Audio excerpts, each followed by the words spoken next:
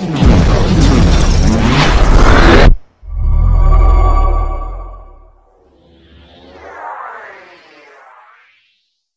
buah substitution box atau lebih kita kenal dengan istilah itu S box, S kotak.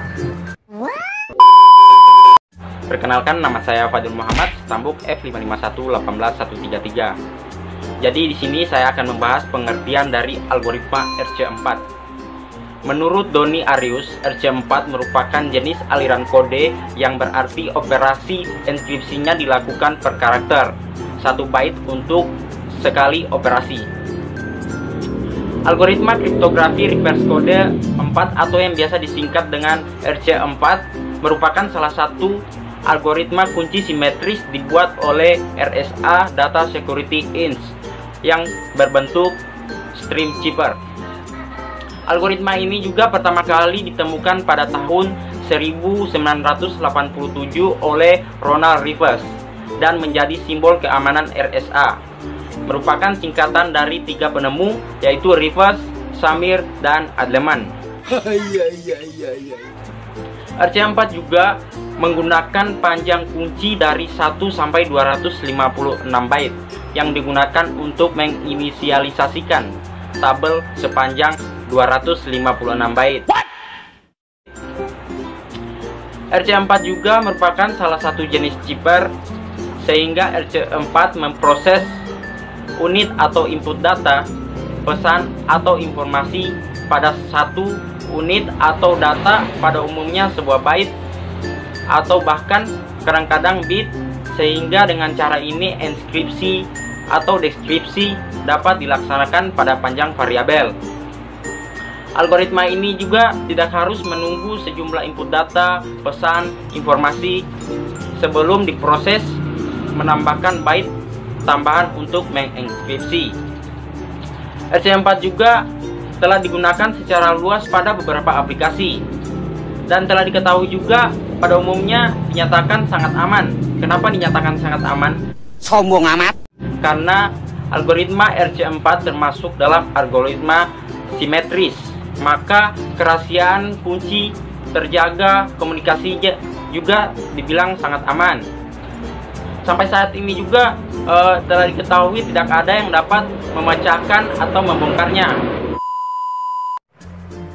Oke, materi selanjutnya akan saya jelaskan. Sebelumnya perkenalkan, nama saya Yudi Rahmat, stambuk F55118137. Oi, mana itu Pak Didi? Mana? Nah, di sini saya akan menjelaskan bagaimana cara kerja algoritma RC4 itu gitu. Algoritma RC4 merupakan 2 buah substitution box atau lebih kita kenal dengan istilah itu S box, S kotak,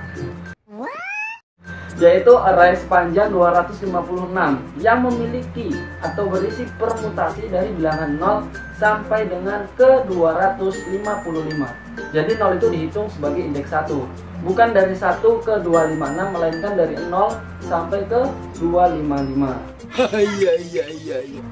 Nah, dan S-box yang kedua berisi permutasi merupakan fungsi dari kunci dengan panjang variabel tersebut. Cara kerja algoritma RC4 itu cukup mudah.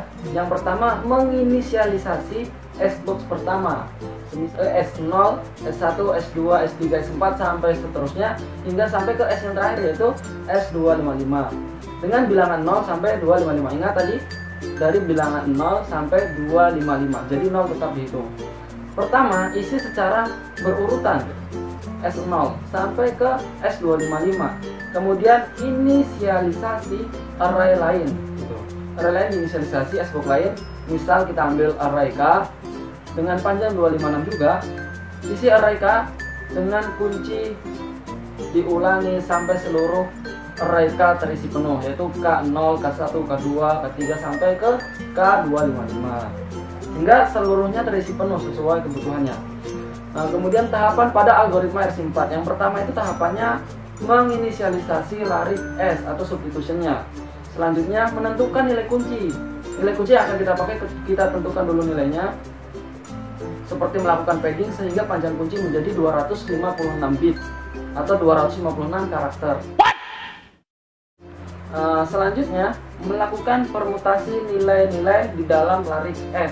Jadi kita lakukan permutasi pada setiap nilai yang ada pada larik S tersebut. Selanjutnya bangkitkan aliran kunci. Nah, untuk jalannya kunci mengekspresi suatu teks, maka bangkitkan alirannya gitu.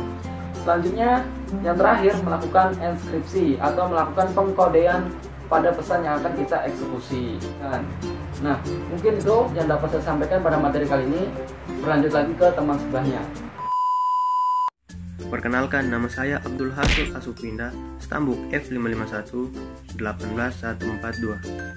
Nah, baiklah, sekarang kita masuk pada tahapan selanjutnya, yaitu PRGA atau Pseudo Random Generation Automaton. Seperti pada tahap-tahap sebelumnya, PRGA juga memiliki literasi. Perlu diketahui bahwa nilai array awal di sini adalah nilai akhir array dari proses sebelumnya, yaitu 1, 2, 0, 3. Nilai awal I dan J sama dengan 0, karena nilai awal dari proses tahap ini, I ditambahkan dengan 1 untuk setiap literasi. Sedangkan I ditambahkan dengan S, nilai I swap sum artinya seperti pada proses sebelumnya, yaitu menukar tempat array dari I dan J yang telah dihasilkan. Kemudian pada langkah ini kunci akan didapat dari penjumlahan nilai array dari I dan J. Pada contoh di atas, hasil kunci 2 dan dikonversi ke dalam bilangan biner. Oke, bismillah. Saya akan menjelaskan kelebihan dan kekurangan dari program ini. Kita masuk kelebihannya terlebih dahulu. Yang pertama adalah kesulitan mengetahui sebuah nilai tabel, dan yang kedua adalah kesulitan mengetahui lokasi nama dalam tabel dan digunakan untuk menyeleksi masing-masing nilai. Yang ketiga adalah kunci LSC 4 tentu hanya dapat digunakan sekali. Dan yang keempat adalah mode enkripsi ini 10 kali lebih cepat dari DES. Kemudian kita masuk di kelemahannya, yaitu yang pertama, tingginya kemungkinan terjadi tabel export yang sama. Dan yang kedua adalah inskripsi LC4 ada SO antara byte dan pseudo random string byte yang dihasilkan dari kunci. Maka penyerahan akan mungkin untuk menentukan beberapa byte pesan original dengan SO 2 tipe byte bila beberapa dari pesan input ingin dikatakan. Oke, bismillah. Perkenalkan, nama saya Afdal, stambuk saya F551 18125. Jadi di sini saya akan menjelaskan kode program dari algoritma RC4. Di sini kami menggunakan bahasa pemrograman Python. Oke, langsung saja simak video berikut ini. Kami di sini menggunakan bahasa Python. Jadi bisa kita lihat pada kode program algoritma RC4 ini terdapat dua fungsi, yaitu fungsi kunci dengan parameter key dan fungsi enkripsi dengan parameter s plaintext. Nah, pada fungsi kunci ini dideklarasikan variabel s yang dimana x for x in range sama dengan range 256. Artinya array-nya ini dibatasi hanya 256 byte sesuai dengan ketentuan dari algoritma RC4 ini. Setelah itu kita deklarasikan y sama dengan 0. Nah, pada variabel k kita deklarasikan lagi, yaitu or x for x in k. Nah, setelah itu kita buatkan perulangannya. Di sini terdapat for i in range 256, dimana ini adalah rumusnya. Jadi bisa kita lihat sini adalah j sama dengan j tambah s indeks i tambah integer k i mod len k, dimodkan 256.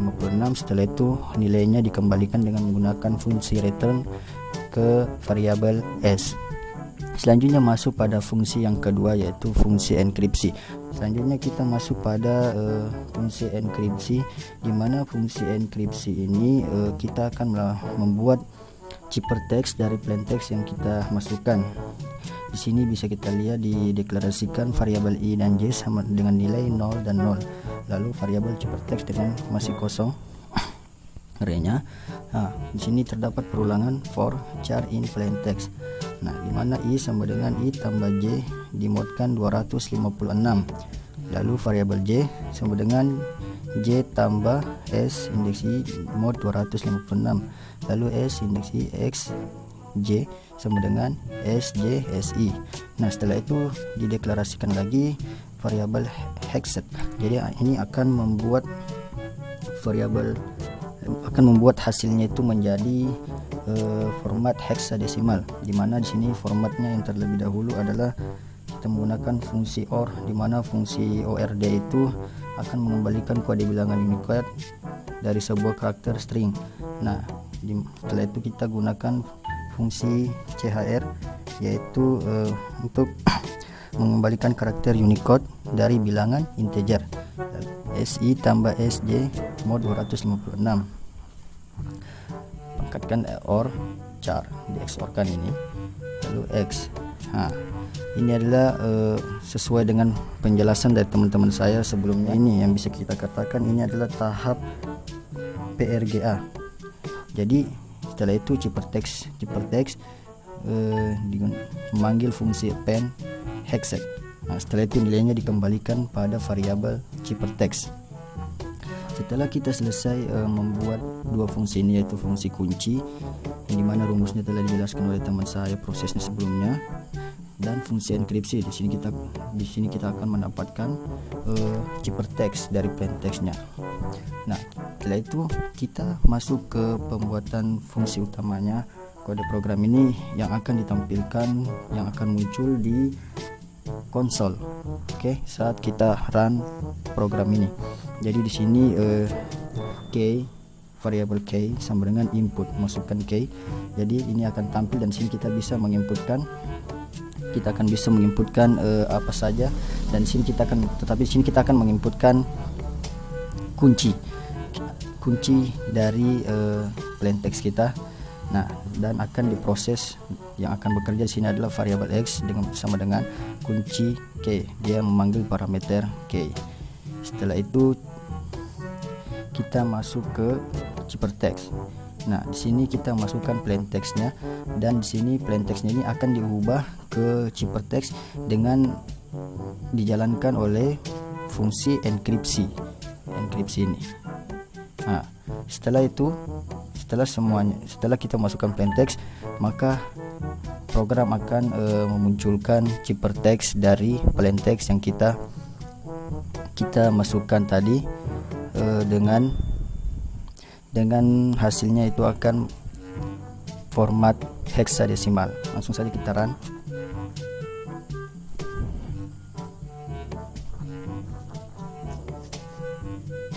Kita masukkan kuncinya terlebih dahulu. Saya memasukkan kunci 7. Ini terserah. Nah, setelah itu saya masukkan plaintextnya adalah kelompok. Maka kita mendapatkan hasilnya. Hasil ciphertextnya ini adalah hasil ciphertextnya dengan format hexadesimal. Nah, sekian teman-teman, itulah penjelasan dari program algoritma RC4. Alhamdulillah, telah selesai penjelasan kami mengenai algoritma RC4. Jadi kami dapat mengambil kesimpulannya yaitu RC4 adalah sebuah stream cipher yang sinkron yang dapat dijalankan dengan panjang kunci variabel dan mengenkripsi suatu plaintext secara digit per digit dengan kunci simetris. RC4 ini merupakan metode enkripsi tercepat dibandingkan dengan dash, triple dash, blowfish, dan lainnya. RC4 memiliki beberapa kelemahan, yaitu tingginya peluang untuk menghasilkan arrays yang sama ataupun berulang, dan bit flipping attack.